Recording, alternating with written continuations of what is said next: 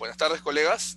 Buenas tardes con todos. Vamos a comenzar la clase del día de hoy, de esta semana, la tercera semana de actividades de nuestro curso de salud mental, después de una semana de, de duelo por los sucesos que acontecieron en nuestro país, de cual todos son conscientes.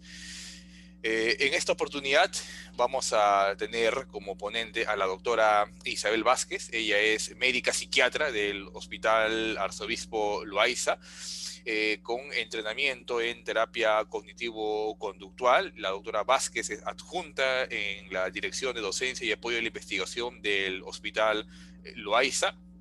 Y además tiene, un ratito, perdón, voy a borrar esto. Ya está. Tiene interés en temas relacionados con el estrés y de nuevas técnicas de aprendizaje. Muy bien. Antes de iniciar la ponencia de la doctora Vázquez, algunas indicaciones básicas, las que venimos siguiendo en todas estas actividades teóricas. Al final de la actividad se va a habilitar los audios, previamente levantando la mano, cualquiera uno de ustedes, para poder hacer las preguntas pertinentes o algunas dudas que tengan acerca de la exposición a la doctora. También vamos a habilitar al final el chat para que puedan realizar por ahí las preguntas a aquellos que quisieran realizarlas. Y faltando unos 5 o 10 minutos para terminar la clase, voy a pasar por el chat el link para la asistencia, para el formulario Google de la asistencia. Háganlo un favor con su correo institucional para poder hacer el match al final de la asistencia, porque eso es lo que nos entregan los colegas o los responsables de telemática. Muy bien, entonces la clase que nos va a brindar la doctora Vázquez es sobre trastornos de adaptación y relacionados al estrés, y como van a ver ustedes, muy importante para la práctica profesional. Muy bien, doctora Vázquez, la dejo con el micro. Gracias por su participación.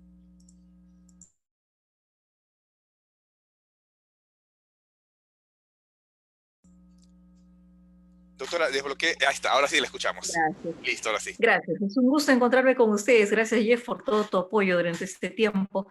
Chicos, efectivamente, ¿no? Los problemas de adaptación y de estrés y relacionados al estrés han estado a la orden del día en este tiempo, ¿no? Fíjense nomás, pregunta, ustedes son residentes de tercero. ¿Cuántos han visto canceladas sus rotaciones? ¿Cuántos de ustedes pasaron un servicio que no pensaban tener?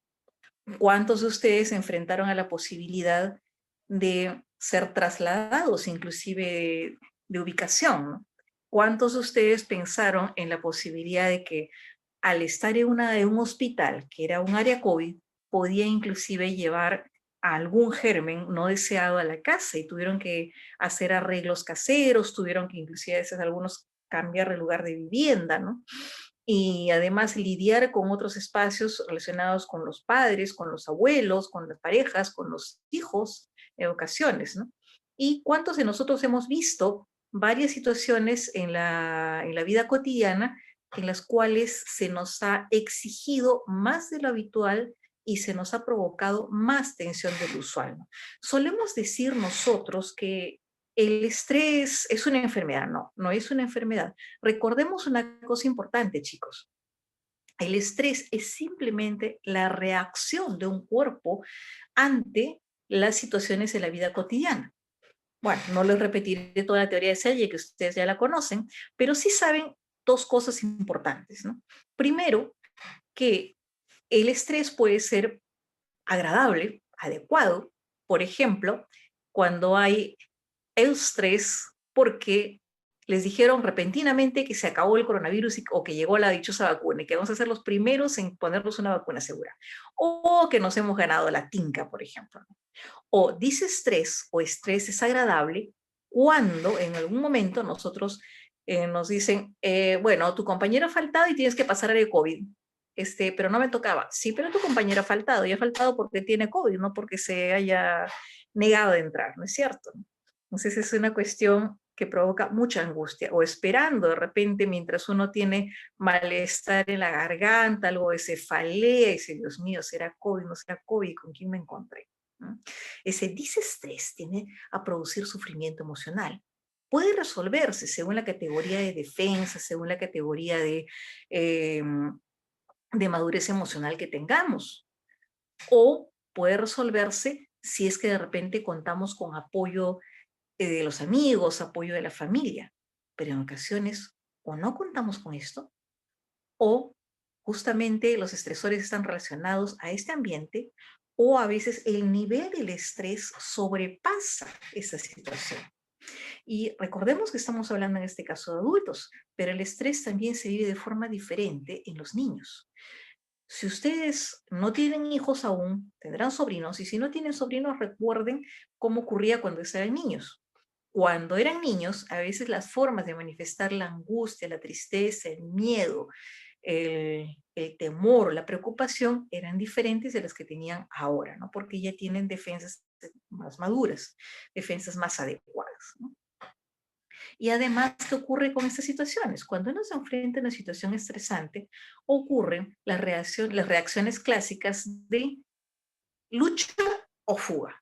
Y dice, tienes que entrar a la sala COVID, aunque no estás programado. Pero era mi colega. Lo siento, él está con COVID. ¿Y por qué no le dices al otro? Yo ya entré la semana pasada. ¿Por qué no le dices al siguiente? ¿Y por qué? ¿Qué tienes algo conmigo, contra mí? ¿Por qué me dices a mí que tengo que entrar? ¿No es cierto? Peleo con el asistente, con el jefe de residentes, con alguien, poco más me mandan con un castigo y encima con 2 entradas a sala COVID. ¿No? O de repente digo, bueno, mira, yo tengo que ir a recoger mi EPP3, pero no sé, por ahí ya vuelvo en un ratito.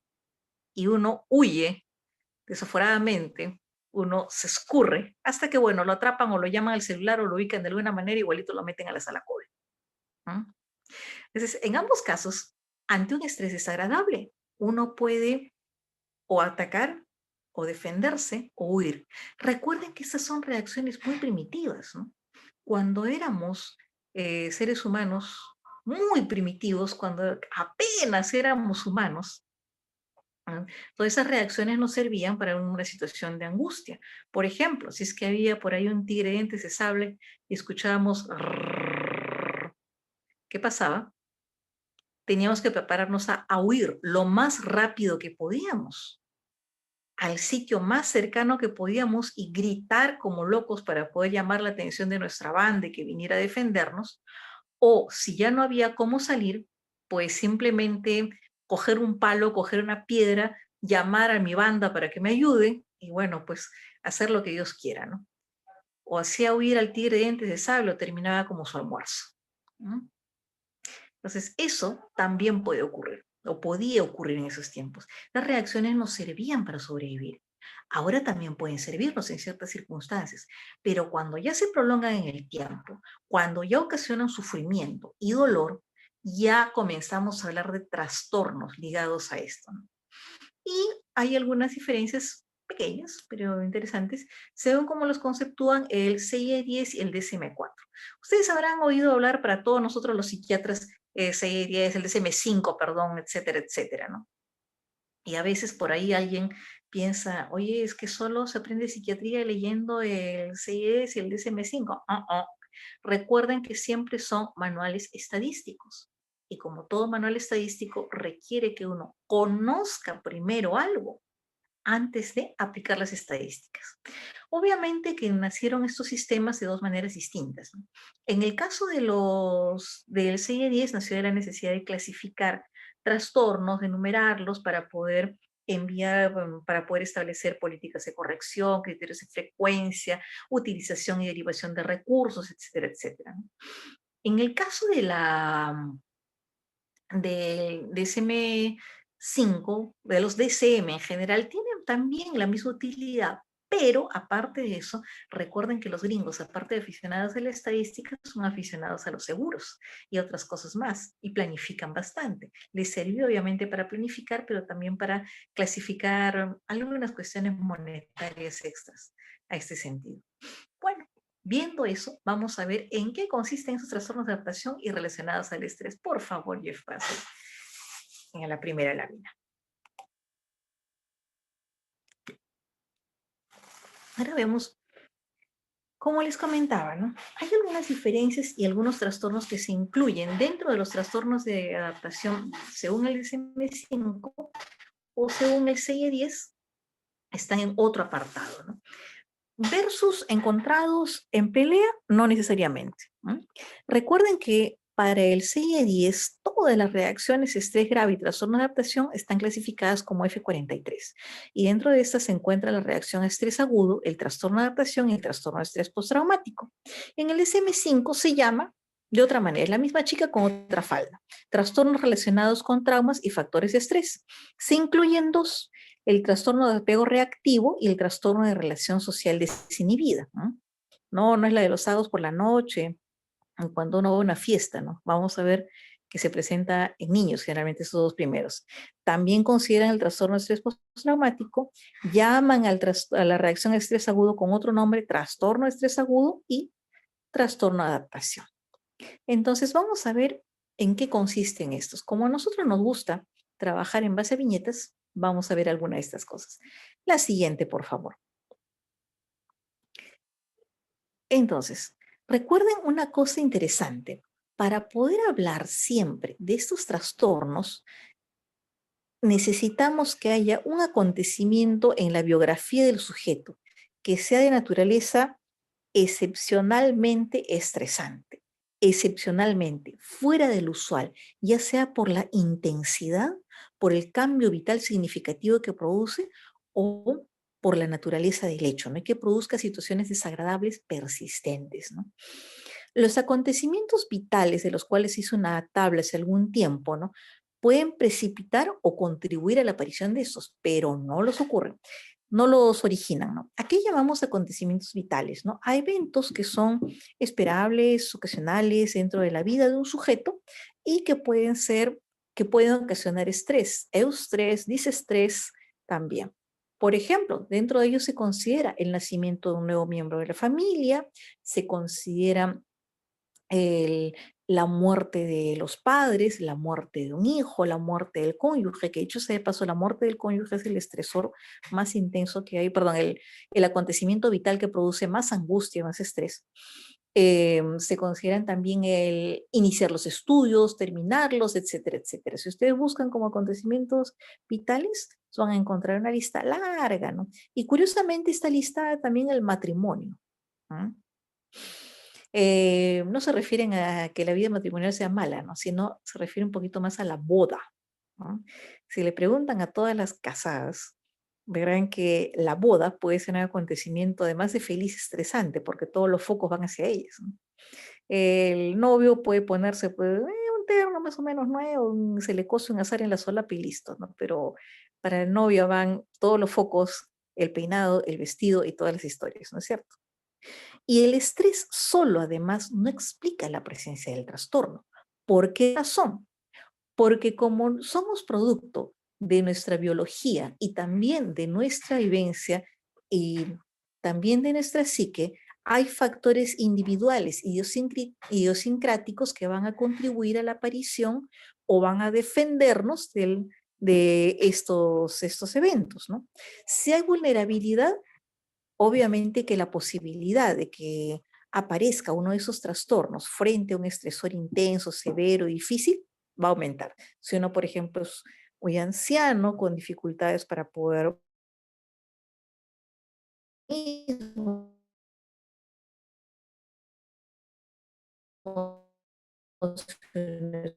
un niño y está tenso. Sí, este acontecimiento traumático es un factor primario, original y primordial. Se debe a esto.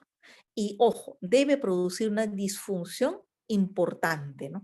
¿Por qué? Porque a veces hay personas que sufren eventos que pueden ser de gran magnitud, pero ya sea por el soporte que reciben, por su constitución o por la naturaleza suya, simplemente, como dicen las abuelas, del susto no pasa y pueden seguir con la vida con mayor o menor tranquilidad.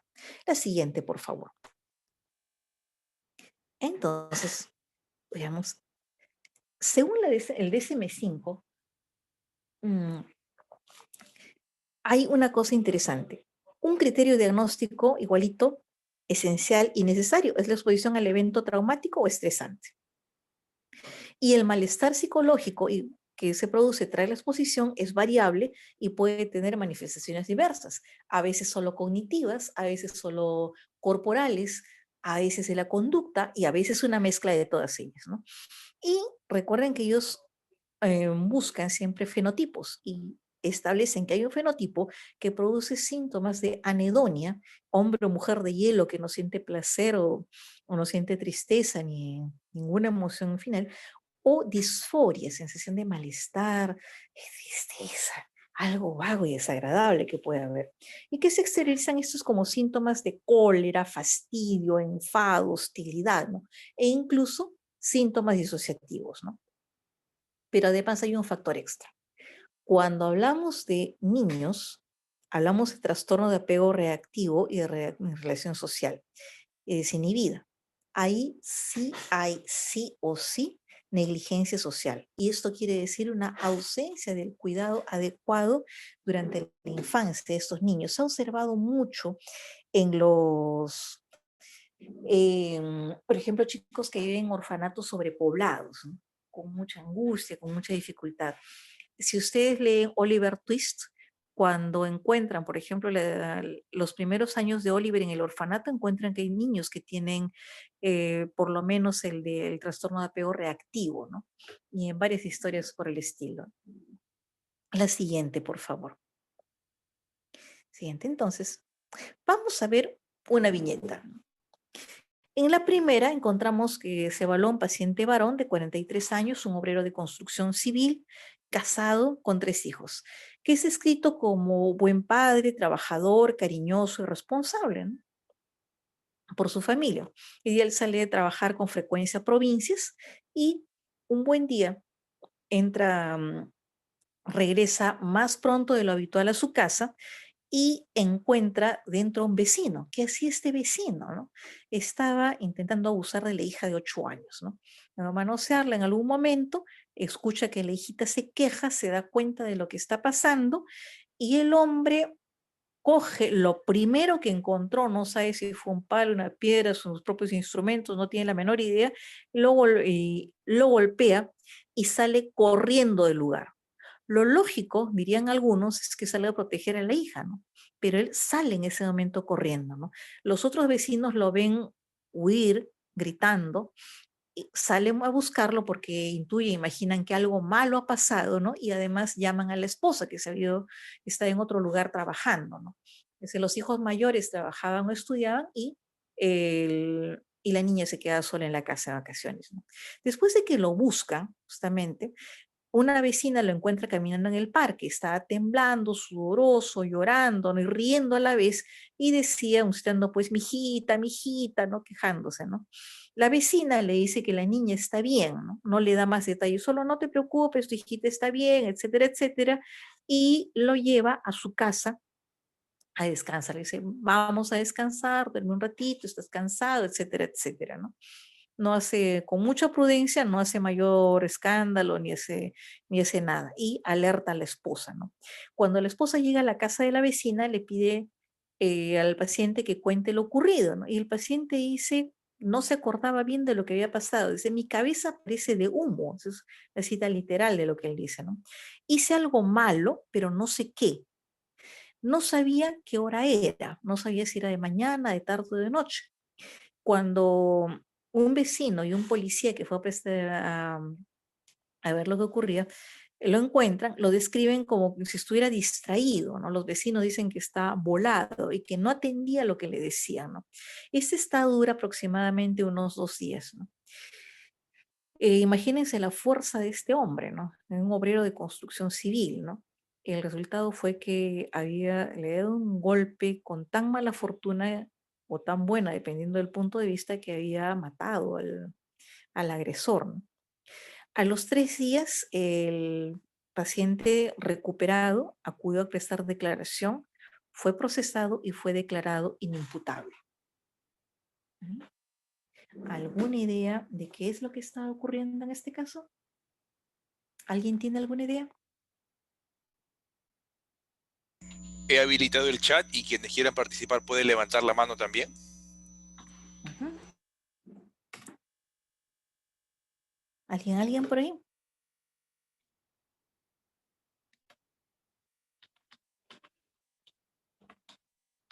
Ya, no se preocupen. Vamos a ver entonces qué es lo que ocurre. Ah, ya, ataque de ira, una posibilidad. ¿Qué más? ¿Alguien más?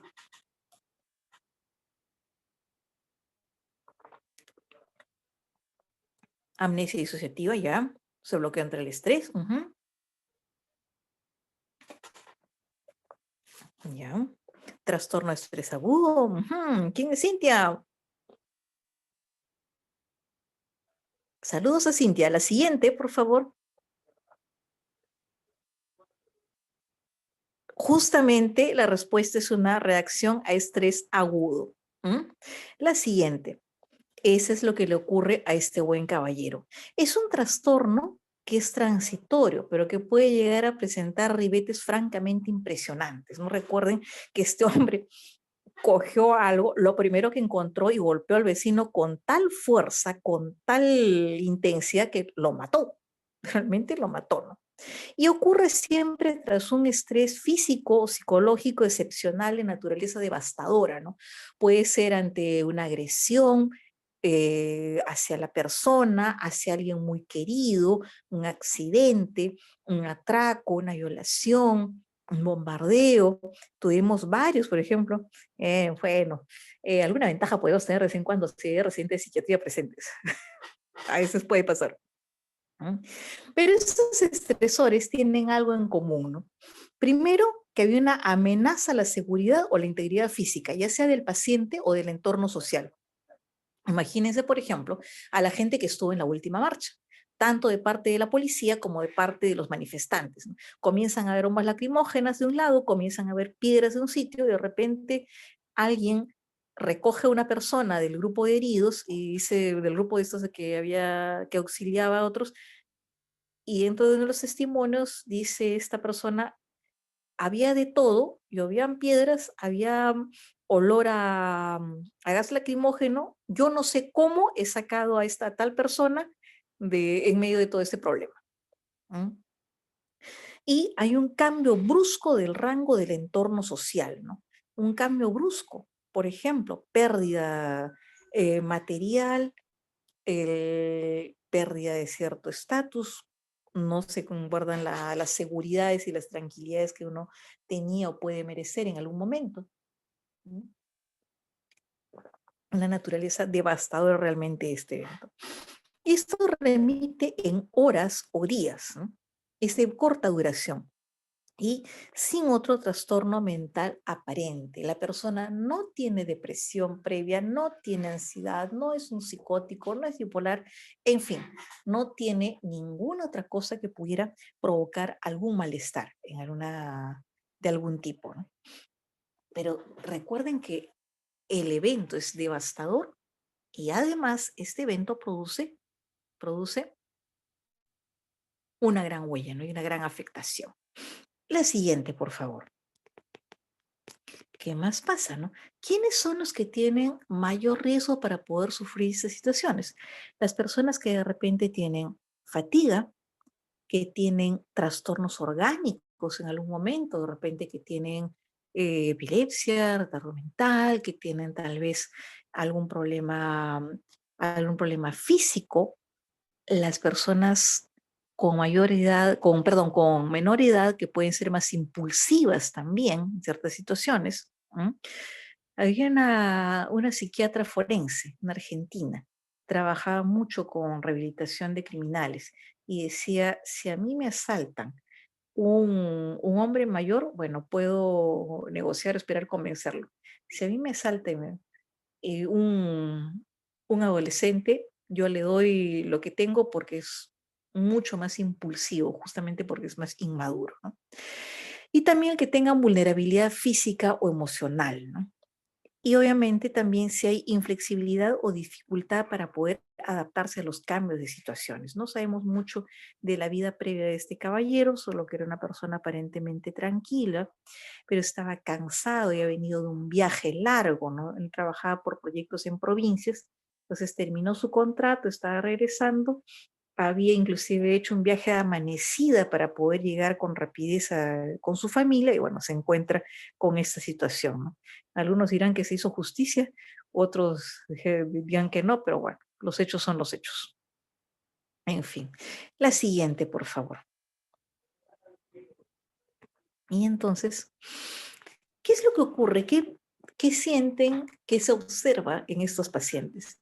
Al inicio, que hay un embotamiento, ¿no? Llamamos así a la reducción de la conciencia, con estrechamiento del campo de la conciencia, con una disminución notoria de la atención, con incapacidad para asimilar estímulos y desorientación, ¿no? Recuerden que la vecina le decía, pues, tranquilo, no sé qué pasa, mijita, no te preocupes, está bien, no le explicó mayor cosa porque intuyó que el paciente no iba a entender nada, ¿no? Y simplemente le dice, vamos a descansar, ¿no? Eh, el paciente no sabía la hora, no sabía el día, no sabía dónde estaba en ese momento, ¿no? Y hay también la posibilidad de tener la sensación de alejamiento de los hechos o las circunstancias hasta inclusive llegar al estupor disociativo. La persona puede estar agitada, puede correr, gritar, o puede incrementar su actividad psíquica y su actividad emocional. Recuerden que la agitación es el incremento de la actividad física y mental sin un objetivo aparente, ¿no? También se presentan signos vegetativos de angustia, por ejemplo, taquicardia, sudoración, rubor, ¿no? Lo que tenía este caballero, ¿no? Y ocurre minutos o momentos después del hecho el estímulo estresante. Él vio a este hombre forcejear con la hijita, pues, y automáticamente, pues, em, casi instantáneamente, pues, coge algún objeto como arma y sin esperar explicaciones ni nada, simplemente sácate, ¿no? Y dura entre horas a 2 o 3 días, ¿no?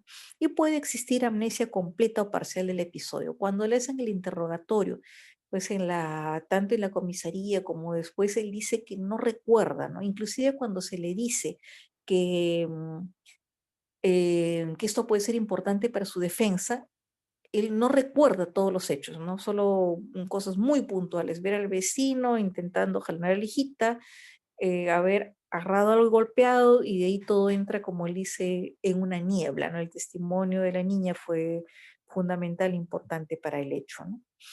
Para poder también apoyarlo y para poder disminuirlo, pues. Eso fue producto de una historia hecha en una evaluación forense. Bueno, con las reservas del caso, el colega permitió el uso de la información, obviamente con algunos datos alterados. La siguiente, por favor.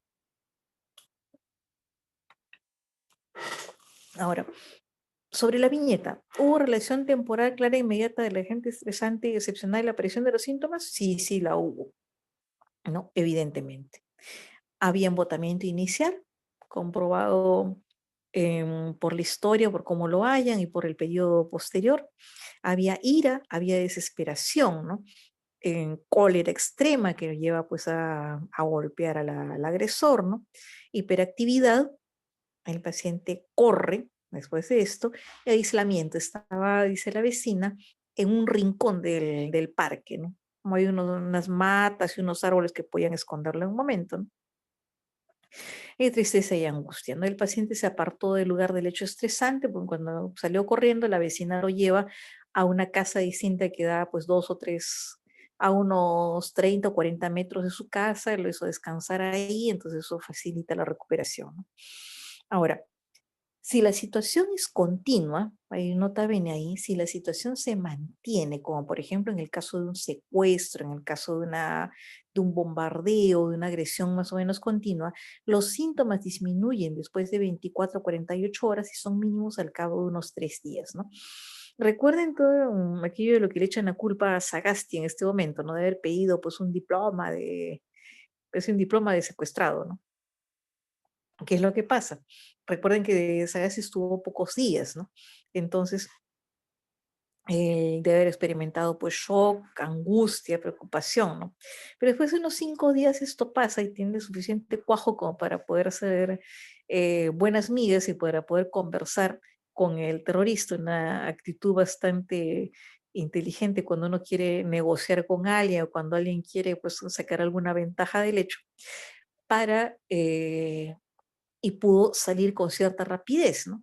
Y bueno, pues él tiene la suficiente presencia de ánimo de decirle, oye, un souvenir, un recuerdo, ¿no?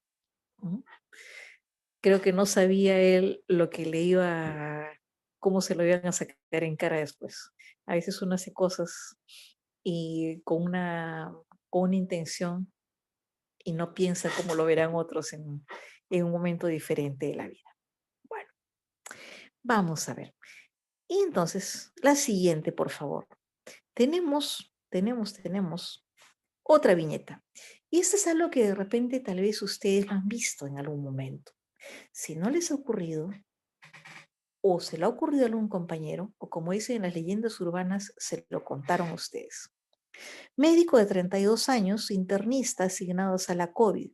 Es escrito como una persona muy alegre, también muy académica, sumamente minucioso en el examen físico y en la confección de las historias, cariñoso con los pacientes y muy amable con los colegas, ¿no? En la peor época de la pandemia, recuerdan ustedes esa época atroz que fue de junio, julio y agosto, ¿no? En esa época presenció varios decesos, a veces 5 en un día en el pabellón al que estaba asignado durante sus turnos, ¿no? En la peor semana de la pandemia. Era habitual, ¿no? Que la gente se muriera en gran cantidad, pero a veces sabemos de zonas en donde la gente moría con esa frecuencia realmente, ¿no? Dice, lo peor fue cuando llegaron a la emergencia 4 vecinos. Los conocía de toda la vida. Uno era como mi hermano. Se me murió en los brazos. Estaba consciente y boqueaba pidiendo aire. Me agarró muy fuerte y se murió, ¿no? Justamente estas personas van a ese hospital porque saben que él está ahí y recuerden que a veces pues llegan familias afectadas por COVID, ¿no? Y este muchacho pues lo reconoce, se le prende, lo coge, ¿no?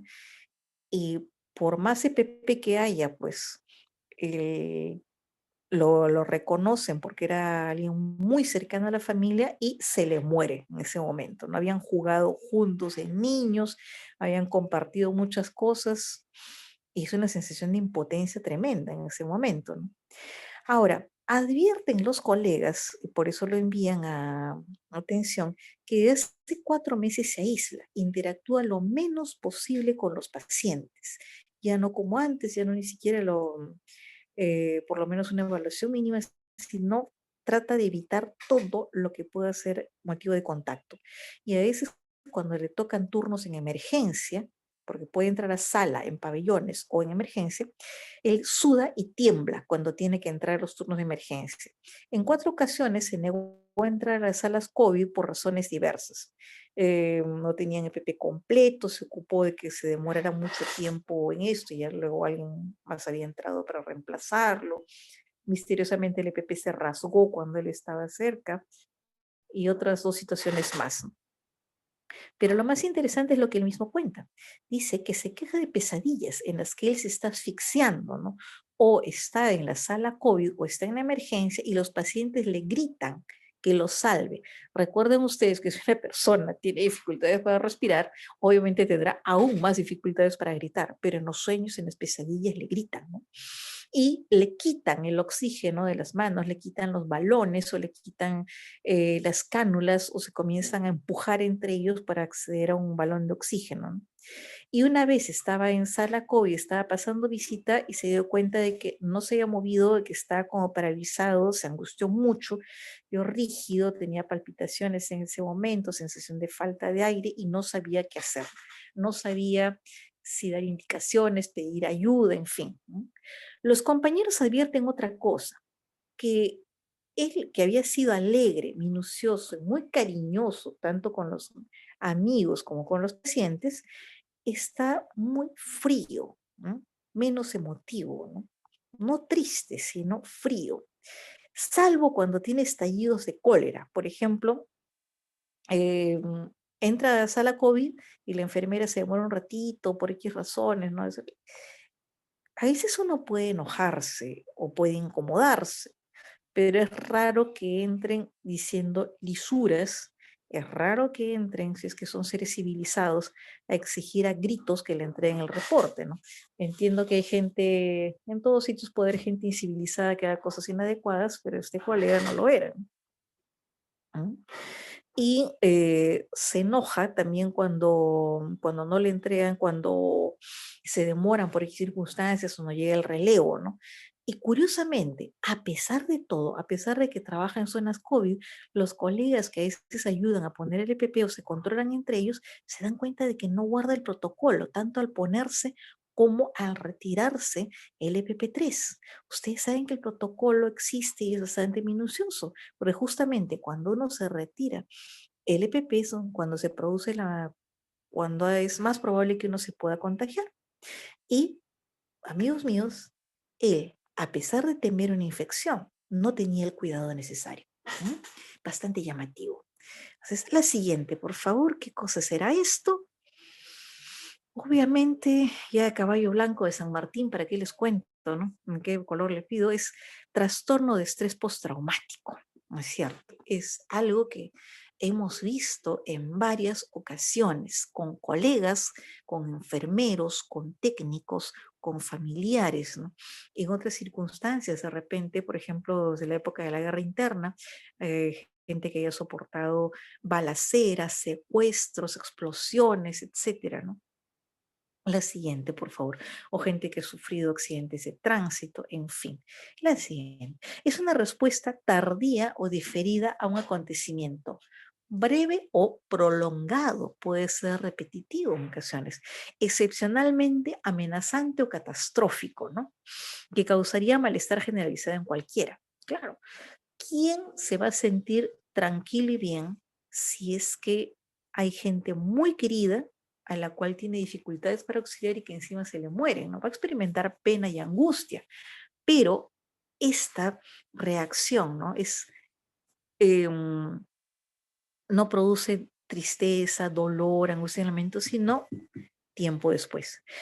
Hay mayor susceptibilidad en ciertas personas, por ejemplo, los que tienen un trastorno un trastorno de personalidad obsesivo compulsivo, que no es lo mismo que el trastorno obsesivo compulsivo, por si acaso, o que tienen rasgos obsesivo compulsivos de personalidad. Pregunta, ¿cuáles son los rasgos favoritos en los estudiantes de medicina y en los médicos? ¿Mm? ¿Alguien sabe? Justamente los rasgos obsesivo compulsivos. Exactamente, porque justamente nos caracterizamos por pensar en los diagnósticos diferenciales, nos caracterizamos por buscar la mayor cantidad de datos posibles, en dar la cantidad precisa del tratamiento adecuado en el momento debido, ¿no es cierto? ¿No? Cuando llega a ser rasgos, cuando tenemos rasgos nada más no hay ningún problema, pero cuando llega a ser trastorno de personalidad, ya sufrimos mucho. También cuando hay antecedentes de ansiedad o depresión. El periodo de latencia puede ser de hace unas semanas hasta meses, pero menos de 6 meses, ¿no? Y el curso es fluctuante, ¿no? En algunos casos dura muchos años y evoluciona hacia una transformación persistente de la personalidad. La siguiente, por favor. Si es que han visto, por ejemplo, Río Místico, fíjense en el personaje de Tim Robbins, ¿no? DSM-4 va a especificar algunas cosas, ¿no? Que tiene que ser, por ejemplo, exposición a la muerte, lesión grave, violenta, etcétera, ya sea real o una amenaza, ¿no? Por ejemplo, te voy a matar y apuntan a alguien con una pistola en la cabeza, ¿no? Pero con estas condiciones. Uno, que tiene que ser una experiencia directa del suceso traumático. O sea, tengo que verlo. No vale por televisión, no vale por cámaras, etcétera, ¿no? O que tengo que presenciar el hecho ocurrido a otros. Por ejemplo, que le disparen a alguien que ¡plac! Se caiga muerto frente a mí, o que atropellen a alguien y bueno, quede hecho tortilla, ¿no? O que sea por conocimiento de que el suceso traumático le ha ocurrido a un familiar próximo o un amigo íntimo, como este colega presenció el hecho de forma directa y encima era de un amigo, ¿no? En los casos de amenaza, realidad de muerte de un familiar o un amigo, el suceso ha de haber sido violento o accidental. O también la exposición repetida o extrema a detalles repulsivos del suceso traumático. Por ejemplo, los socorristas que recojan restos humanos, los policías repetidamente expuestos a detalles de maltrato infantil. Hay una brigada especializada en la policía que se dedica a perseguir abusadores y sobre todo ciberacosadores, ciberacosadores de niños.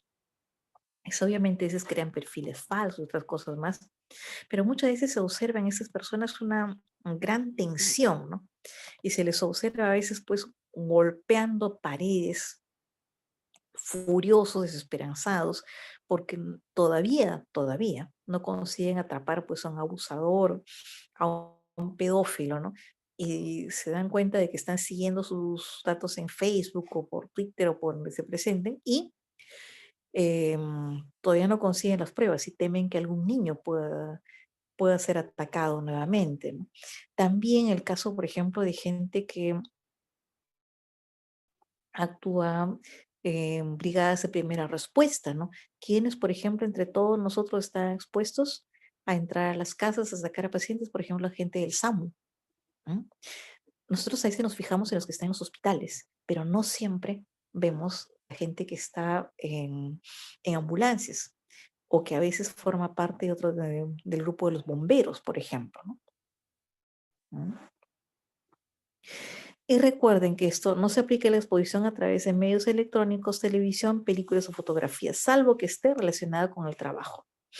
Eso es lo que dice el DSM-5, aunque una vez sí ocurrió que observamos una persona que tenía todas las características de trastorno de estrés postraumático, pero que había visto este ataque de las Torres Gemelas por televisión. Lo había visto acá mientras estaba tomando su desayuno, está en algún momento y desarrolla síntomas muy semejantes. Bueno, en fin. La siguiente, por favor.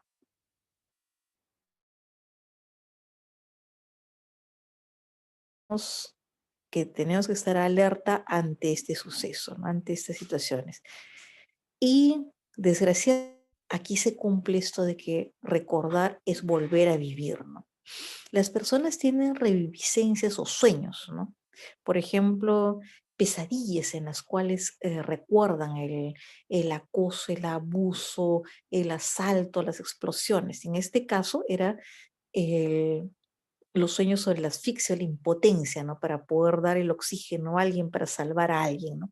Hay este entumecimiento y embotamiento emocional con desapego de los demás, ¿no? ¿Qué es lo que ocurre en el caso del colega? Se aleja de los amigos, ya no conversa, ya no habla con ellos, no se aísla de la familia inclusive, y ni siquiera disfruta de las cosas que antes le gustaban en la vida y que todavía puede tener, ¿no? La música, las conversaciones, le gusta ver cierto tipo de películas y ahora no siente placer por eso, nada.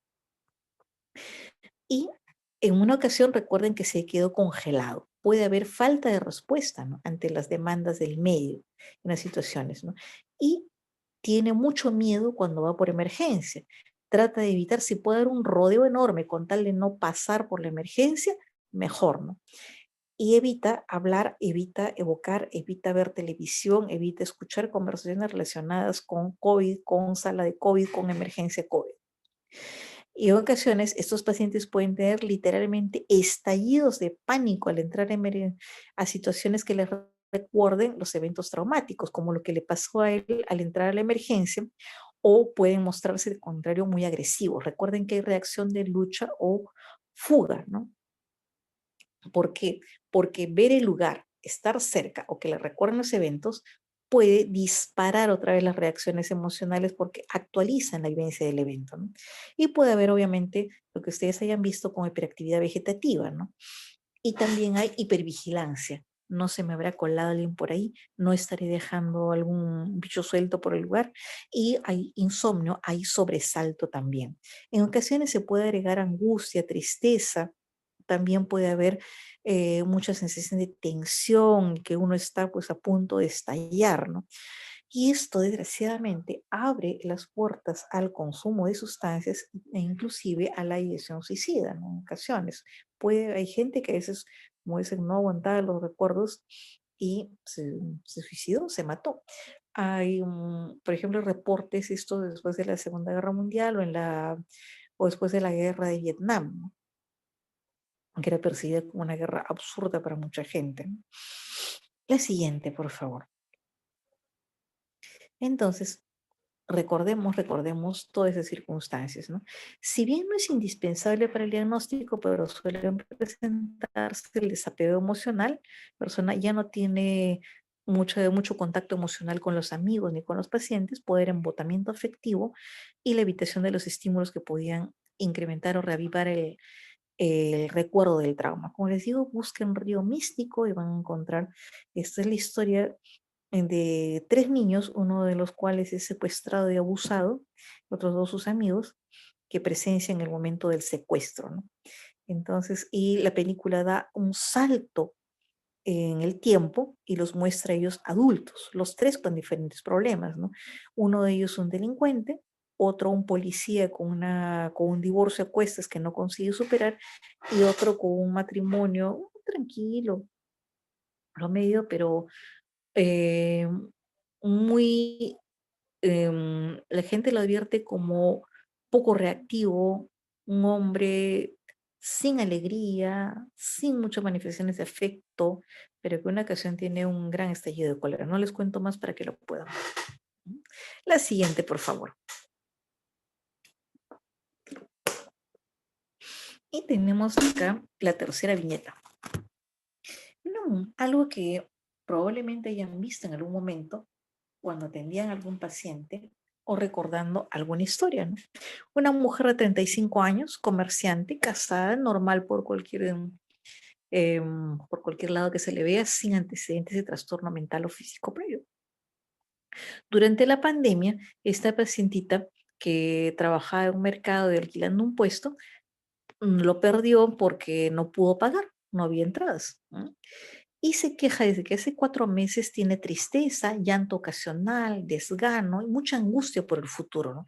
Extraña mucho a sus colegas del trabajo, ¿no? Las otras señoras del mercado, ¿no? De su ramo. Dice, muy buenas amigas, se ayudaban entre todas, ¿no? Inclusive ellas a veces preguntan por la paciente, le han ofrecido ayuda y apoyo de alguna manera, ¿no?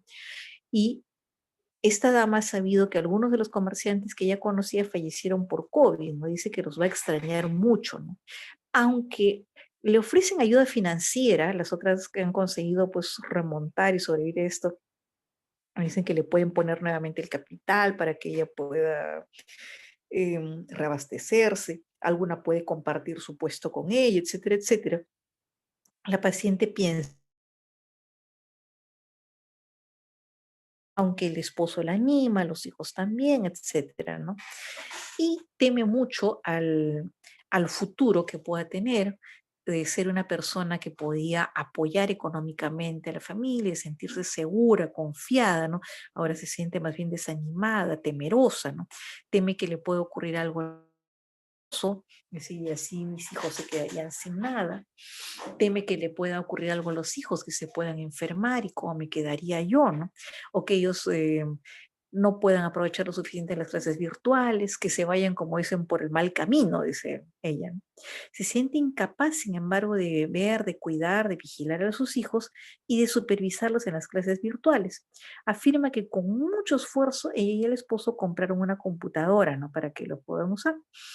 Y si bien pues había las clásicas disputas por el turno, ahora ella dice, me desespera cuando se pelean por ella. Me siento inútil. Aunque yo sé usar una computadora, no puedo ayudarlos, ¿no? Antes las peleas, las disputas por el turno de la computadora bueno, las arreglaba de alguna manera. Ahora siente o percibe o imagina que son peores, más angustiantes y le provocan más desazón. Dice, a veces me toco en ellos y les grito, les insulto, lo que no hacía antes, ¿no? El resto del tiempo me quedo en mi cuarto. Yo no era así. Ella admite que no era así, ¿no? ¿Qué creen que podría ser? ¿Ante qué situación estamos? ¿Mm?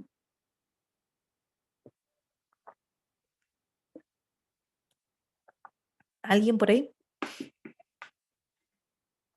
¿Ya? Uno, dos, tres, cuatro, cinco.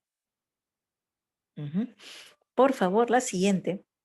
Y lo que tenemos acá se trata de un trastorno de adaptación. Un trastorno de adaptación que puede tener síntomas ansiosos y también síntomas depresivos, ¿no? La siguiente, por favor.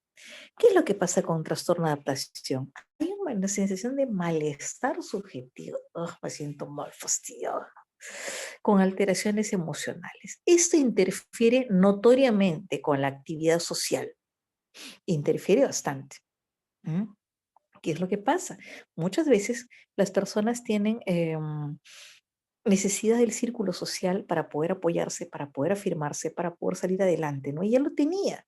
Y sin embargo, no es que solo la pandemia se las robe, sino que inclusive ella no se comunica por teléfono con la familia, con los amigos, a pesar de que las amigas le ofrecen ayuda, ella no las ve ni las sigue, ni le sigue llamando como al inicio, ¿no? Se inicia durante el tiempo de adaptación a un cambio biográfico o un acontecimiento vital estresante, ¿no? La pérdida para ella no es tanto la pandemia ni las clases virtuales.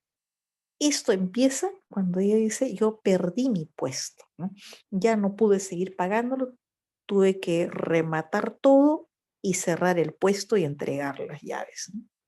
El estresor afecta la trama social, ¿no? Como en el duelo o separación de los soportes y valores sociales. No puede tener el soporte de las amigas. Ahora por la pandemia, bueno, durante un tiempo pues no podían salir, pero ellas siempre se comunicaban por teléfono, por WhatsApp, tenían sus reuniones, entre ellas ahora hacen llamadas grupales, en ocasiones hacen Zoom, ahora algunas se han reunido en el mercado, algunas salen a un parque inclusive para poder apoyarse, pero ella no puede hacerlo, ¿no? Esto se presenta también en las situaciones como la emigración o la condición de refugiado.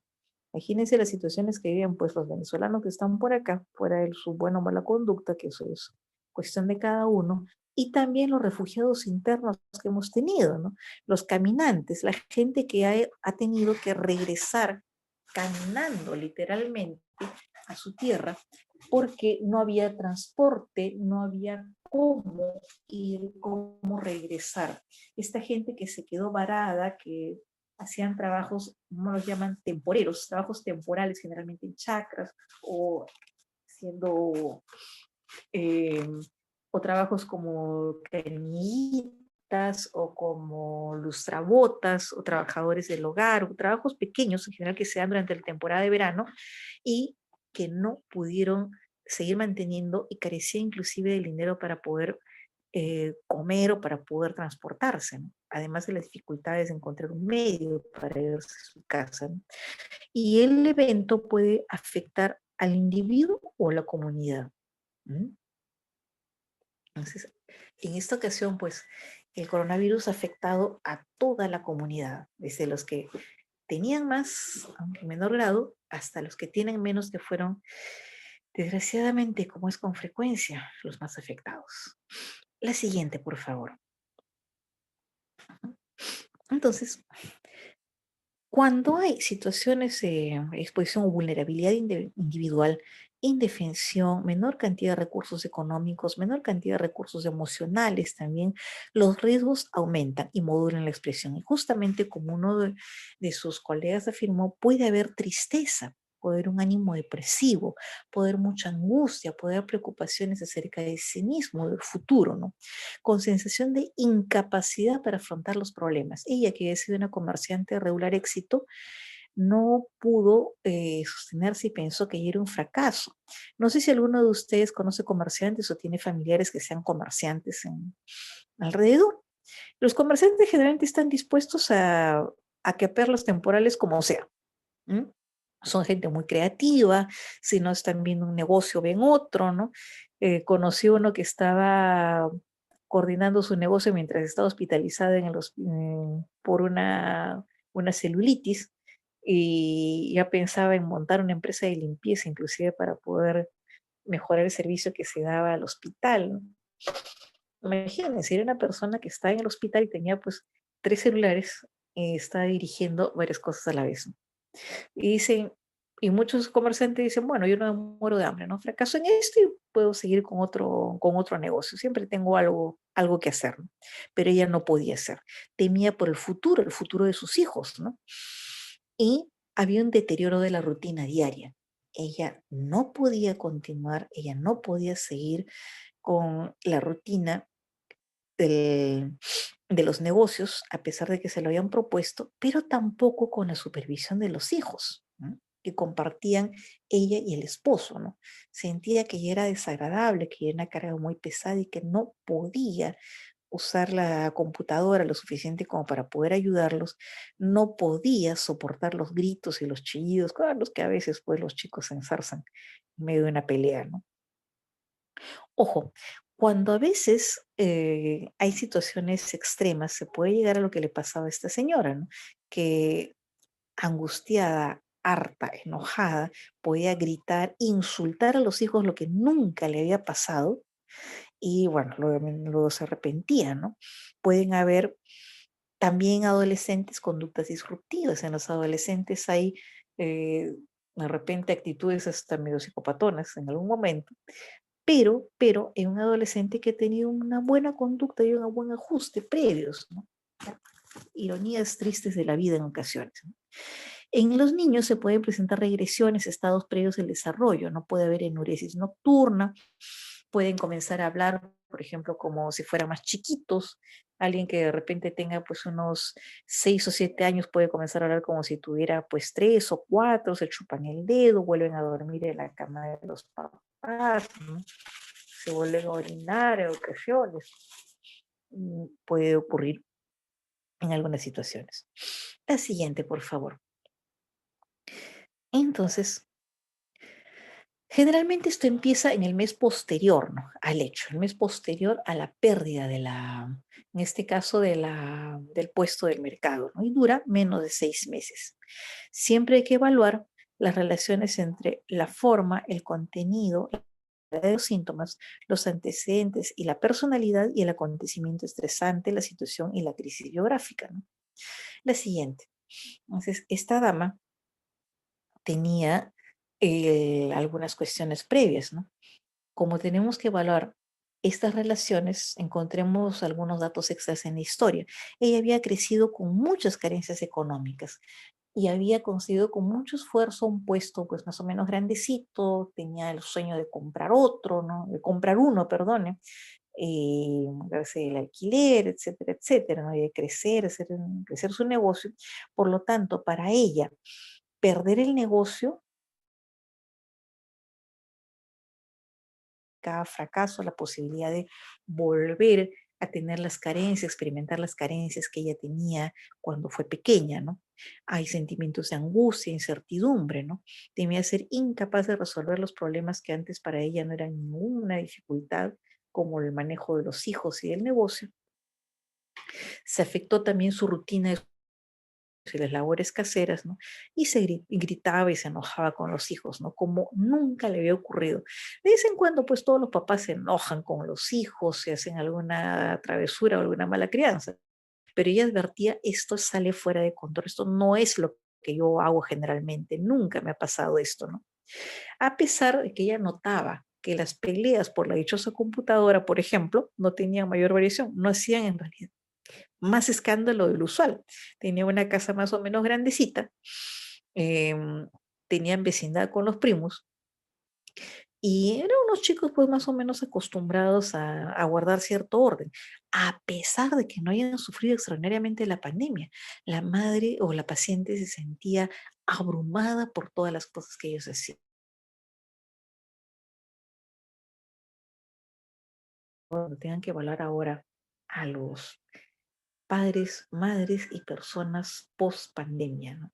Cuando vean que dicen que tal vez no puedan con algo, que tal vez no puedan manejar una enfermedad crónica, tal vez no puedan con la muerte de los padres o con su propia vida, recuerden que pueden estar experimentando una situación como esta. La siguiente, por favor. ¿Mm? Ojo, hay otros dos diagnósticos que están relacionados en ocasiones y que se refieren a situaciones en las cuales puede haber más depresión de lo habitual, ¿no? Perdón, más tristeza. Uno de ellos es la reacción depresiva breve, un estado depresivo moderado transitorio que dura generalmente menos de un mes, y el otro que es una reacción depresiva prolongada, un estado depresivo moderado como respuesta a la exposición prolongada ante una situación estresante, ¿no? Pero esto no dura más de 2 años generalmente. Puede presentarse, puede haber dificultades, pero nunca dura más tiempo que eso. Como dicen, se aprieta pero no ahorca. ¿Mm?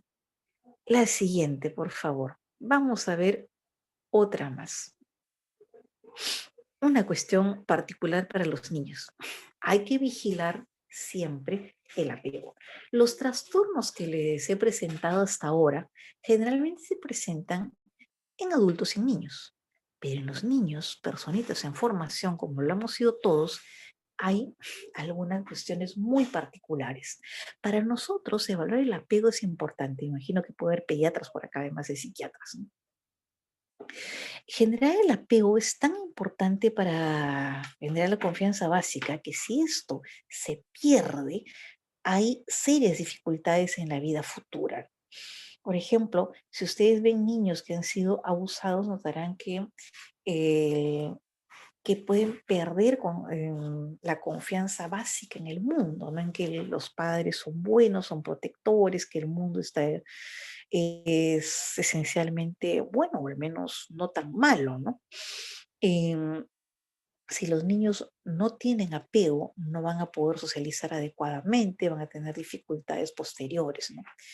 Y esto ocurre cuando hay un patrón, como dicen, de cuidado insuficiente, un patrón extremo, ¿no? ¿Cuándo comenzaron a encontrar estas cosas? Cuando había, por ejemplo, orfanatos sobrepoblados de niños, en los que a veces la gente, los trabajadores, los cuidadores, no siempre eran malas personas, pero imagínense tener que vestir, bañar, dar de comer a 30, 40 niños, una sola persona, o dos si es que eran muy pequeños, podía generar dificultades bastante serias en cuanto al horario, no les permitía dar mucho afecto, la gente terminaba cansada, rendida, ¿no? Sin contar con que a veces, pues, no todos los cuidadores son lo amorosos y adecuados para proveer cariño y para proveer afecto, ¿no? Realmente no siempre se encuentra, ¿no? Y en los orfanatos, en los grandes orfanatos fue donde se comenzó a encontrar esto en mayor cantidad, ¿no? O sea, donde se estudiar, ¿no? Pero también ocurre, por ejemplo, con niños que viven con padres que no los cuidan, que son negligentes, que no los nutren adecuadamente, que no les dan cariño, que no hablan mucho con ellos, que salen demasiado, ¿no? Y salen muchas veces a trabajar, salen a buscarse la vida, ¿no? No porque sean malas personas. Y encontramos estas tres características, ¿no? En estos niños: negligencia o carencia social. Los cuidadores adultos no cubren las necesidades emocionales básicas, que son bienestar, no tener frío, no tener hambre, sentirse bien, sin dolor, sin malestar, estímulo, qué bueno lo que has hecho, vamos a repasar lo que has aprendido en el colegio, qué es lo que tienes, etcétera, y afecto, qué lindo, qué bonito, qué bueno, ¿no?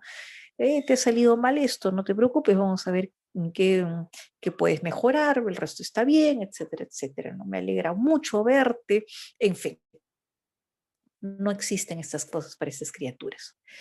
O si no, cuando hay cambios repetidos de los cuidadores, ¿no?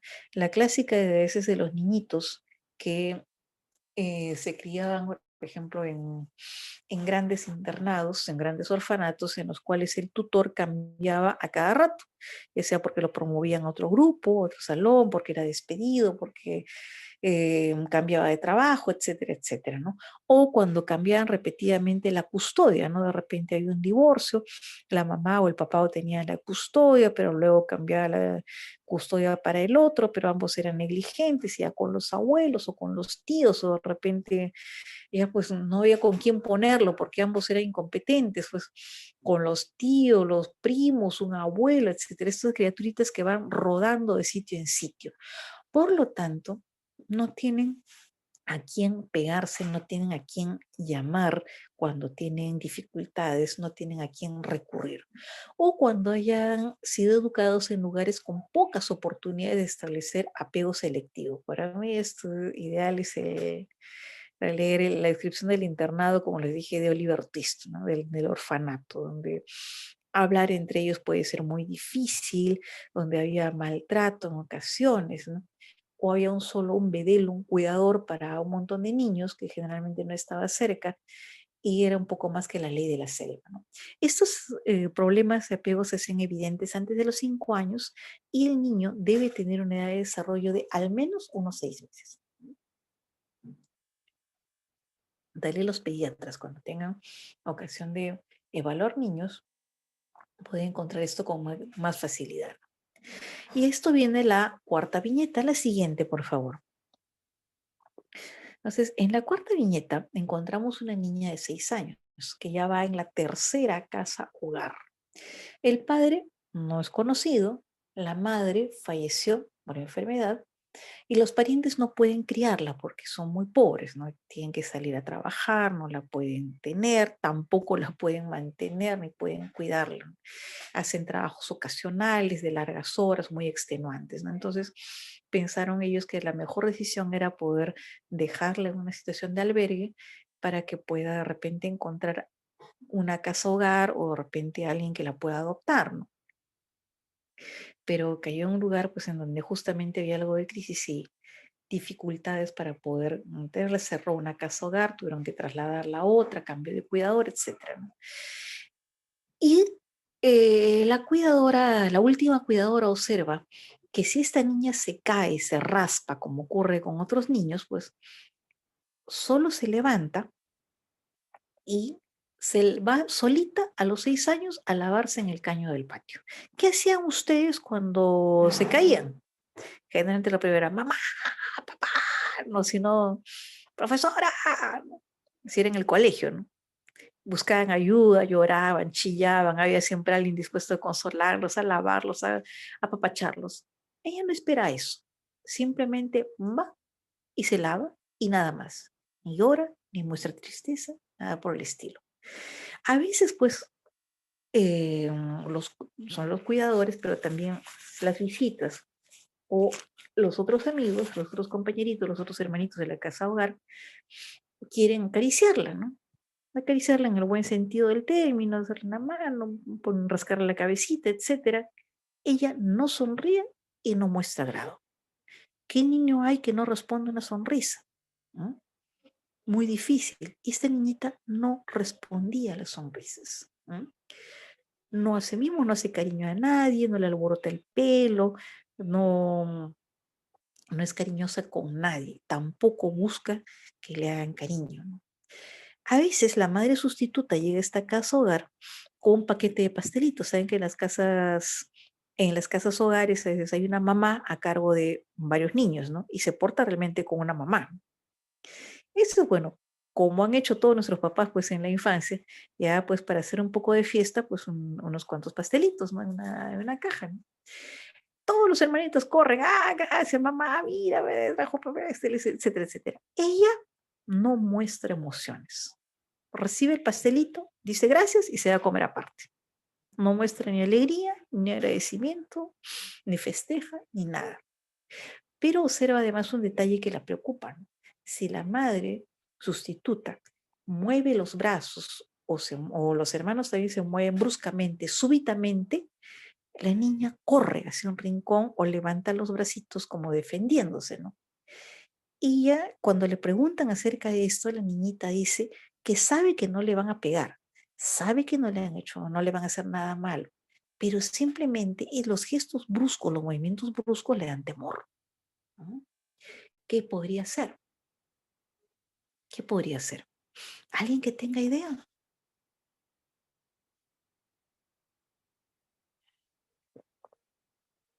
¿Alguien por ahí?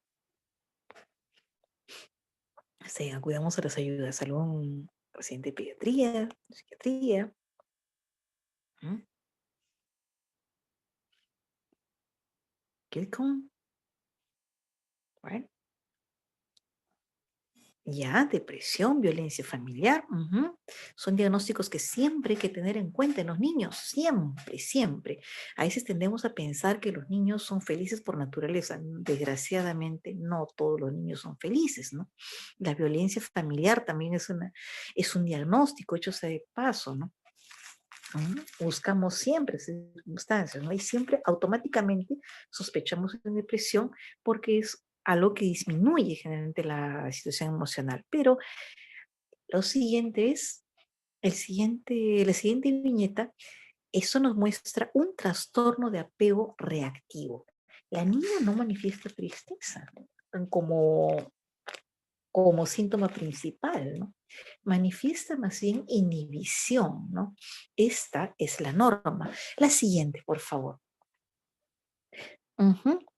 Ya, para el estrés postraumático tendríamos que encontrar el evento previo que haya sido catastrófico. No hay antecedentes de que esta niñita lo haya tenido, ¿no? Fue pequeñita cuando la dejaron en una primera casa hogar donde había un montón de personas y tuvieron como uno o dos cambios previos de tutor.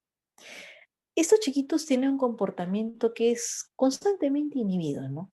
Y emocionalmente retraído, sobre todo a los cuidadores adultos. Generalmente los niños, ¿no? Todos lo hemos sido.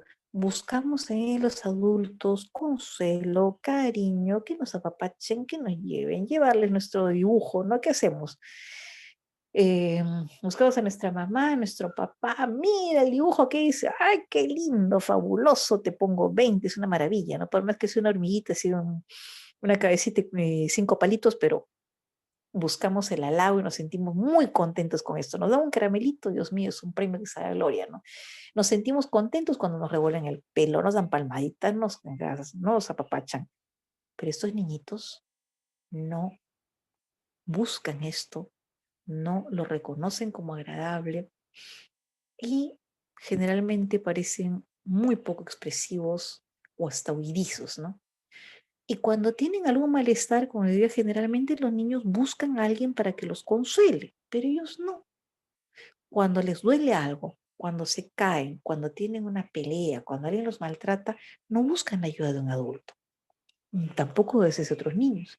No se dejan consolar, no buscan ser apapachados o consolados, ¿no? Y se establece que hay una alteración social y emocional persistente con dos o más de estos síntomas. Uno, una mínima reacción social y emocional frente a los demás. Son niños y niñas con carita de piedra. ¿No? No hay reacción.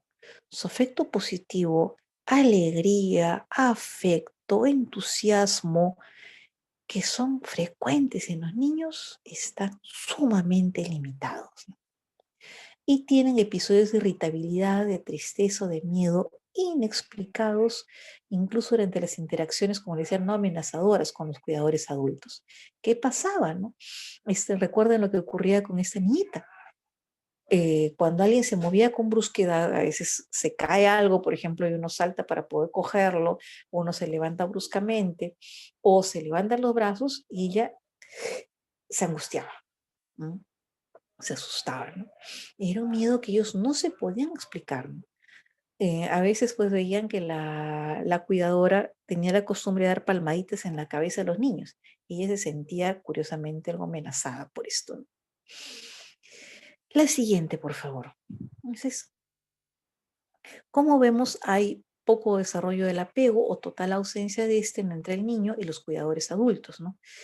Se piensa que estos chiquitos pueden tener la capacidad de crear apegos muy selectivos, ¿no? Pero tienen pocas oportunidades para esto, ¿no? A veces pueden tener un amiguito, dos amiguitos, justo hacia un orfanato grande, por ejemplo, un colegio, pero no hay muchas ocasiones, ¿no? Jane Eyre, por ejemplo, era una niñita que tenía esta dificultad, ¿no? Maltratada desde pequeña, alejada de los cuidadores, sin cariño, ¿no? Llega a una escuela internado y solo hace amistad con una niña, ¿no? Recién cuando encuentra después a una maestra comprensiva llega a desarrollarse un poquito mejor. Cuando hay problemas no buscan apoyo, no buscan consuelo, no buscan protección de los cuidadores, simplemente ven si se los pueden arreglar solos o bueno, a la buena de Dios, lo que ocurre, ¿no? Y no responden obviamente a las conductas de consuelo. Esto tiene relación etiológica con el abandono social y suele tener comorbilidad con problemas, por ejemplo, del desarrollo, problemas cognitivos, retardo mental, por ejemplo, problemas de lenguaje, tartamudez, por ejemplo, estereotipias, poder también secuelas de negligencia grave, como por ejemplo presencia de desnutrición o signos de déficit de atención. La siguiente.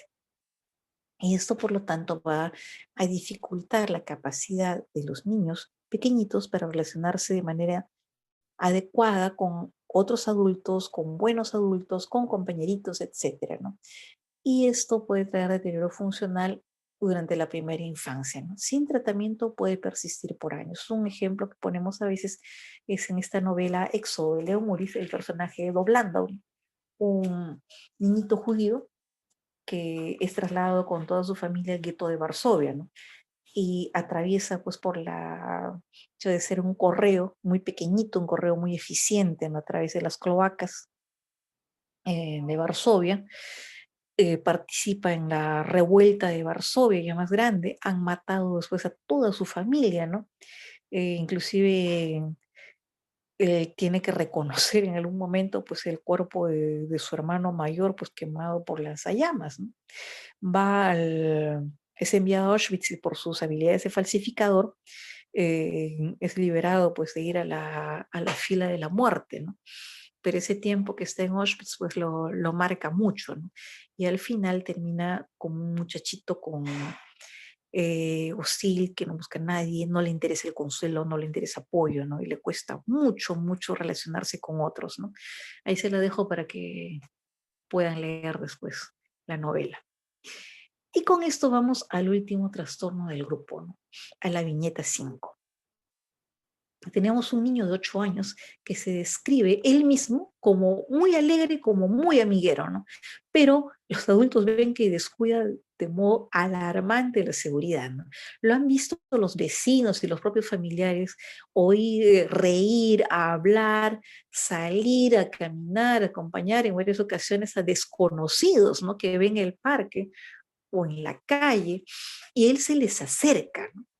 A veces una persona adulta puede decir, bueno, qué bonito niñito, entablar una conversación casual, ¿no? Con el niño, pero este chiquito los busca, ¿no? Hace gestos, les sonríe, estira cositas, hojitas, hasta que lo mira y comienza a hablar, interactuar con ellos, busca que lo atiendan, que conversen, que le hagan caso. No manifiesta ninguna timidez, ninguna reticencia al contacto con extraños, ¿no? Esto ya es fuera del usual en un contexto urbano, ¿no? Y esto ocurre a pesar de que los padres adoptivos, le han advertido en varias ocasiones que desconfíe de los adultos, que desconfíe de los adultos desconocidos, por decir que son, o eh, la gente a la cual los compañeros no se acercan, ¿no? A veces alguien de repente que habla farfullando, saliendo de un bar, por ejemplo, que se tambalea, una persona que no da conducta algo extraña, ¿no? Y en ocasiones lo han encontrado, ese chiquito de un barrio popular, y lo han encontrado después de buscarlo dentro de un billar. Y a veces dentro de un bar que está como unas 6 a 8 cuadras de la casa, ¿no?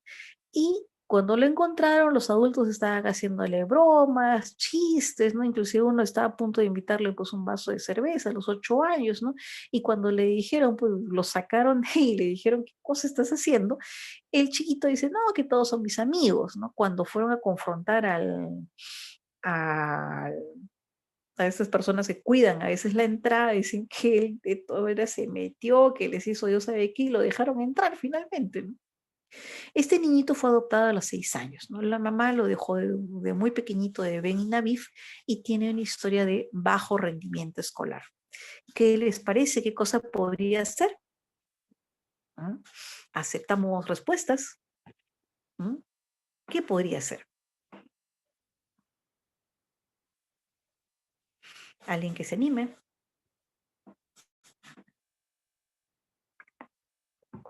¿Mm? Si no, pueden ir dejando las respuestas en el chat. Y efectivamente, lo que encontramos, producto justo de la desinhibición, es un siguiente, ya un oposicionista desafiante en el cual los enanos le dan una indicación y dicen, no quiero, no quiero, no quiero, me da mi regalada gana que no quiero. Lo que encontramos es un trastorno de la acción social desinhibida. Recuerden que él dice que todos son sus amigos. Y en este caso, el siguiente, si fuera el Caperucita Roja, no creería que el lobo es malo. ¿Mm? No creería en absoluto. Diría que el lobo es un buen chico que pasa por ahí. Recuerden que en el cuento original, Caperucita encuentra al lobo en el bosque y se asusta al inicio, pero luego el lobo le habla bonito y bueno, ya la convence, ¿no? Pero en este caso, si ella tuviera un trastorno de la relación social desinhibida, y hola lobito, qué bonito estás. Mira todos los pelitos que tienes, cuchi cuchi. ¿Mm? El niño se aproxima e interacciona con adultos extraños sin inhibición. ¿Mm? Extraños. Eso es interesante, ¿no? Porque puede no tener inhibiciones con los adultos conocidos, pero con los extraños es bastante raro, ¿no? Y tiene al menos dos de las siguientes características.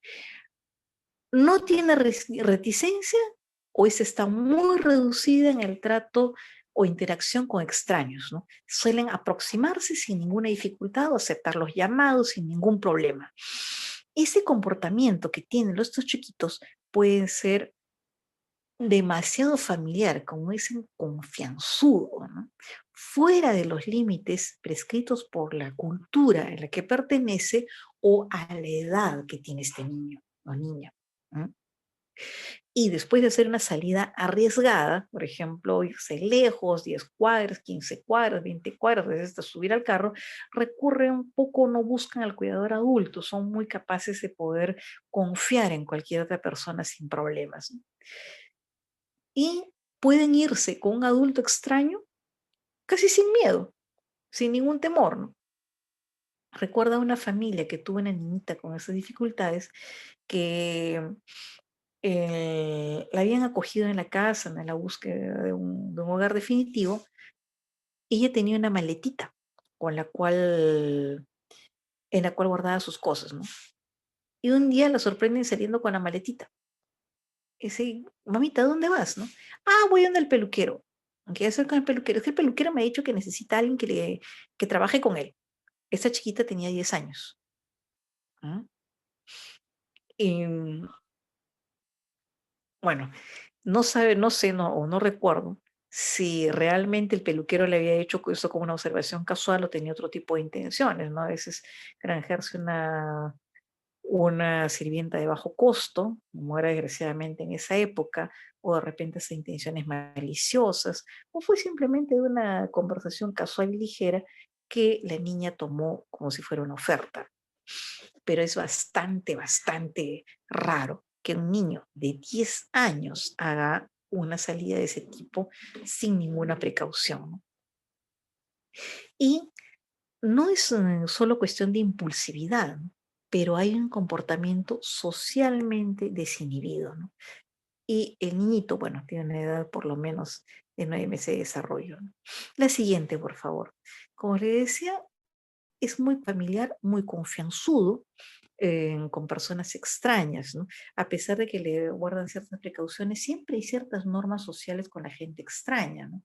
Pero ya sea de respeto, de reserva, de educación y cortesía, pero ellos sobrepasan todas las normas, ¿no? También se observa acá que pueden haber retrasos del desarrollo, que puede haber también negligencia grave. Y esto puede persistir aun cuando el abandono se resuelve. Esta niñita venía pues de una época que fue realmente dura en Navidad, donde se quedaron con poco personal. Consiguió ser adoptada, pero ser adoptado, perdón, pero, em, pero, a pesar de eso, persistió en el tiempo este problema.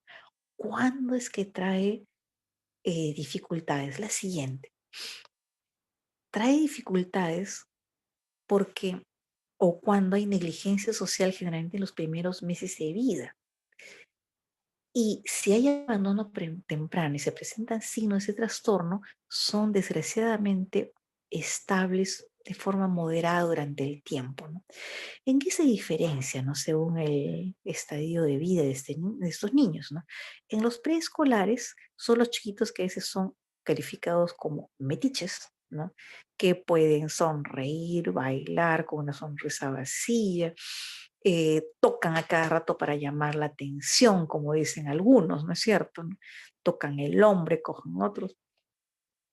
En la infancia media puede haber mucha familiaridad, ¿no? Comienzan a hablar con cualquiera, los abrazan, se dan de la mano, etcétera, y no tienen expresión genuina de las emociones. Las emociones parecen sobreactuadas, grandes sonrisas, risas forzadas, con tal de sintonizar con el estado que ellos creen que puede ser más agradable para los adultos. Y en la adolescencia son vistos como si fueran superficiales, ¿no? Y se les encuentra con chicos similares.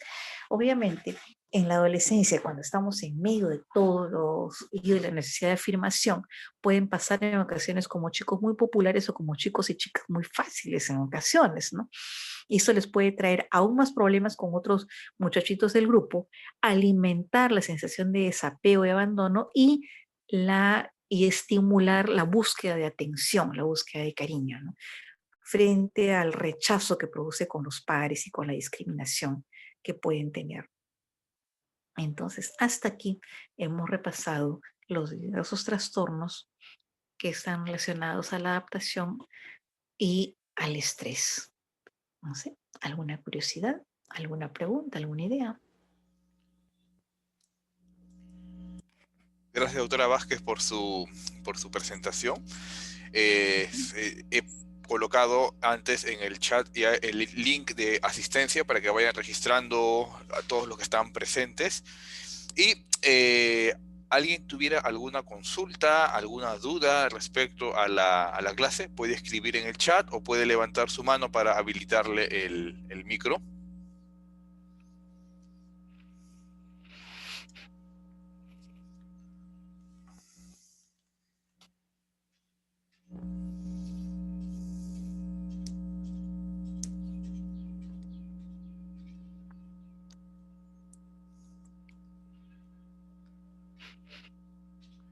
Ay, o quedó demasiado claro, no se Aquí entendió está. nada. Ajá, así es.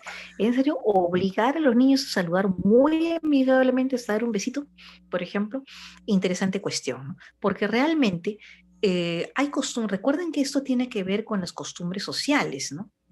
Y generalmente, si dentro del grupo social está permitido eh, saludar con un besito, pues es algo que al niño se le anima, aunque no se le obliga, ¿no? Y el niño muchas veces aprende por imitación. Si ve que saludamos a alguien con un besito, con una costumbre usual, aceptable, permitida, perfecto, lo va a hacer. Algunos niñitos al principio tienen esa reserva usual con los adultos y por lo tanto, justamente al principio de repente tienen cierta reticencia y luego con la familiaridad ya van más tranquilos. Ujú.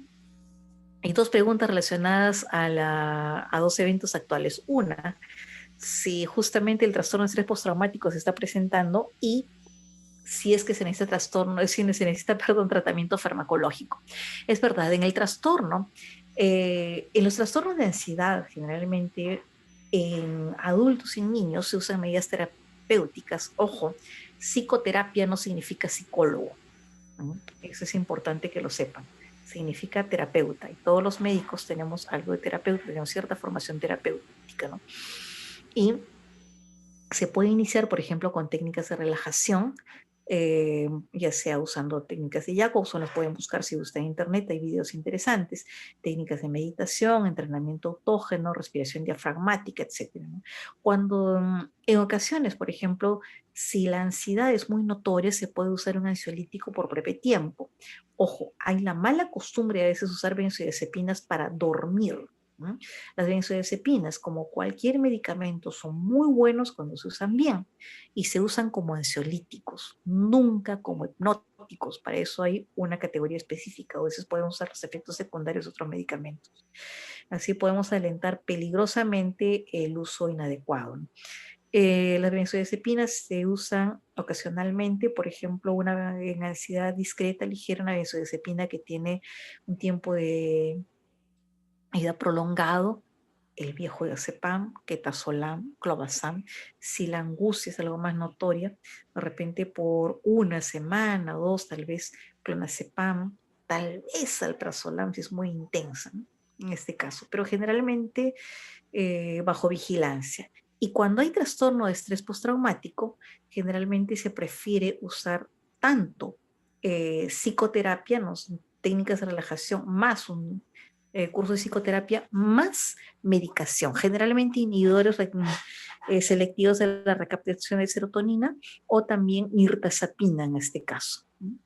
Esto sí se tiene que dar hasta el momento en que se sienta en que ya haya mejoría completa o máxima, más un periodo de estabilización de por lo menos unos 6 meses, idealmente un año, ¿no? Antes de disminuir o retirar la medicación. Eso es importante de mantener, porque a veces si le damos a un paciente antidepresivos más benzodiazepinas y no le advertimos esto, no le advertimos que el antidepresivo es el que le va a resolver el problema, se queda usando las benzodiazepinas y deja el antidepresivo. Al final tenemos una persona con dos problemas.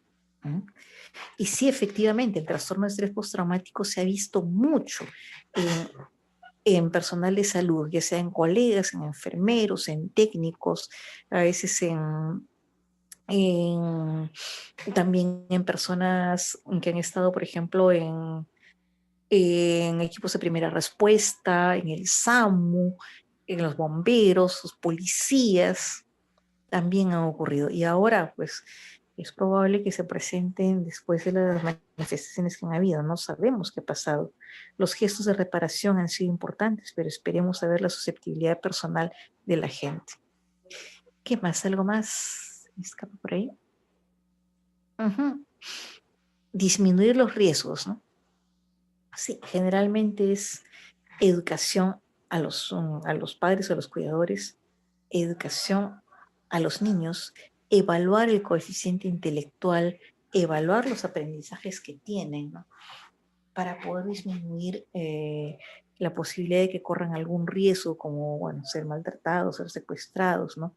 Impulsar la socialización adecuada. Y dicho sea de paso, los niños son buenos maestros.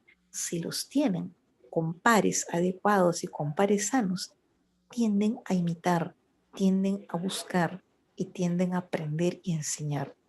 Los pares de esa edad son muy importantes, pares buenos, pares sanos. Uh-huh. Trastornos de adaptación, sí, es verdad. Y nosotros generalmente les indicamos uso de tiempo libre, ¿no?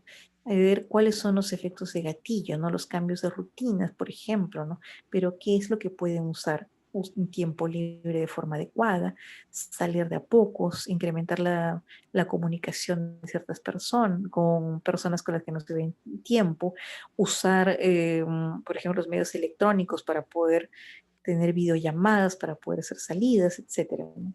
Salir con ciertas precauciones, ¿no? También es posible salir en este tiempo, aunque con los debidos cuidados, ¿no?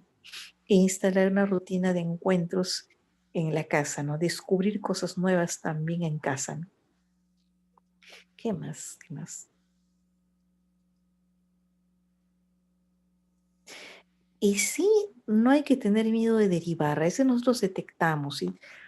Tenemos temor, angustia, preocupar, pero de llevar al psiquiatra, tanto al psiquiatra de adultos como al psiquiatra de niños, es importante que se puede hacer la derivación. Si es que uno no puede tratar un problema, bueno es derivar, bueno es reconocer, bueno es enviar a quien sí lo puede hacer, ¿no?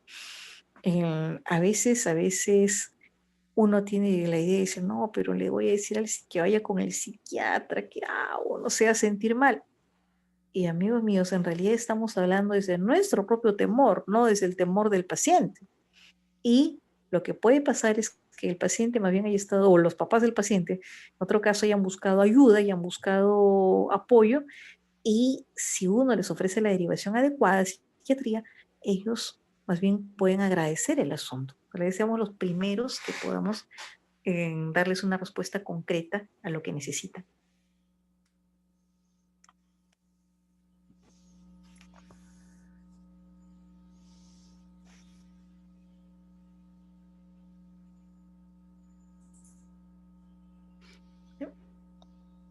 ¿Alguna otra cosa?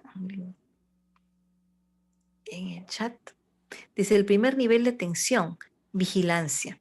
Vigilancia, alerta, educación a los padres, que siempre es importante para que puedan detectar. A veces los padres piensan, no, ya se le va a pasar. Hay que tratar, hay que detectar, hay que ir. Es preferible a veces pecar por exceso que por defecto total. Lo peor que puede pasar es decirles, no, no hay problema, en realidad eso es algo pasajero. ¿Mm? Por ejemplo. Hace algo interesante, ¿no? ¿Hasta qué punto un niño puede experimentar temor? ¿Mm? Puede experimentar mucha angustia. Los niños pueden experimentar, igual que los adultos, temor, ansiedad, miedo, ¿no? Horror. Pero hay dos moduladores importantes. Contar con un factor protector y que los adultos también reaccionen bien ante el asunto. Y les cuento una historia, ¿no?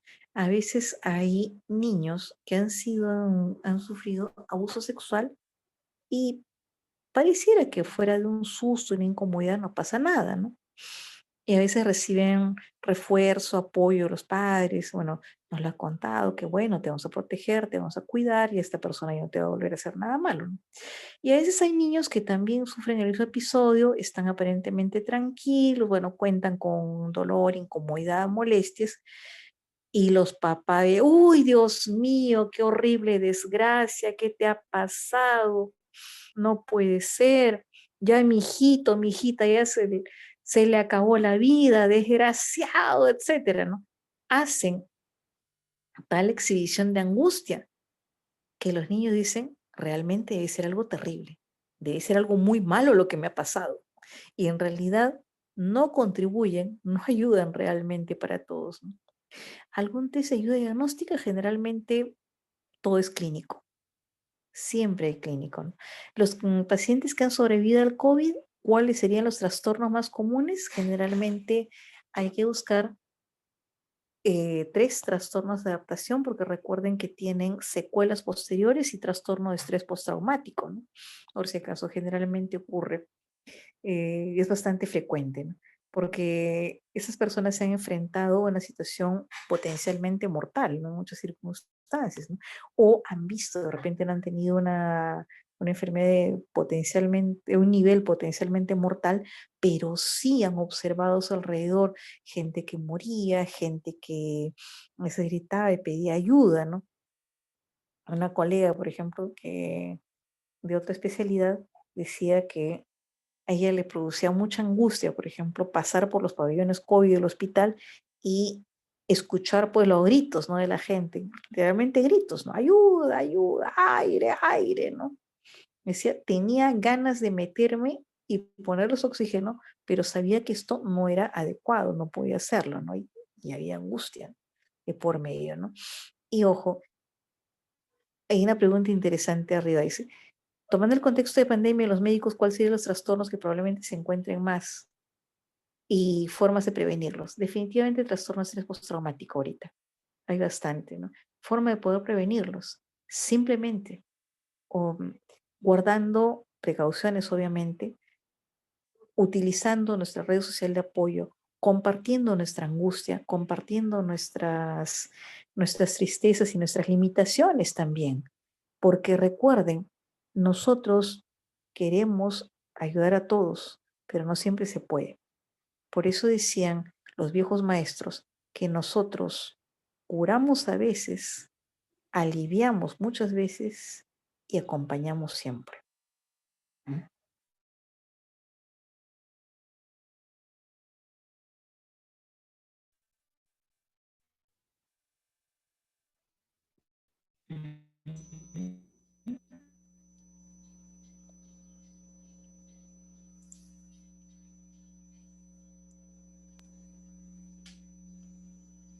¿Ya? Una pregunta, si los niños que requieren realizarse un procedimiento quirúrgico de emergencia, ¿no? Que los padres pidan que el paciente reciba anestesia general o sea dormido en procedimientos cortos, ¿no? Em, no necesariamente, ¿no? Y a veces conviene preguntarle al niño, ¿no? Observar primero al niño para saber si vale la pena o no, ¿no? Hay niños que pueden ser muy curiosos, ¿no? Recuerdo de interna un niñito que había tenido un corte que había comprometido su dolor subcutáneo en el muslo, ¿no? Y bueno, pues obviamente que lloraba por el dolor y la angustia, pero en cuanto fue anestesiado con anestesia local y comenzamos a suturarlo, el enano tenía una gran curiosidad al respecto y preguntaba, ¿qué es esto? ¿Qué es lo otro? ¿Qué va a pasar? ¿Qué tengo que hacer? ¿No? Y le agradeció pues al residente que lo cosió, dándole la mano, diciéndole que de repente algún día iba a trabajar con él. Bueno, si ahí surgió un nuevo colega, no sería decididamente un tiempo perdido, ¿no? Hay niños que pueden ser sumamente ansiosos, hay niños eh, como le digo, curiosidad, o que simplemente se dicen, yo puedo, depende de la edad y depende de las circunstancias, ¿no? Ujú. Ujú. ¿Algo más en este tiempo? Defo. Muy bien, doctora Vázquez, gracias Sí. por su charla y gracias a los colegas que participaron con sus preguntas.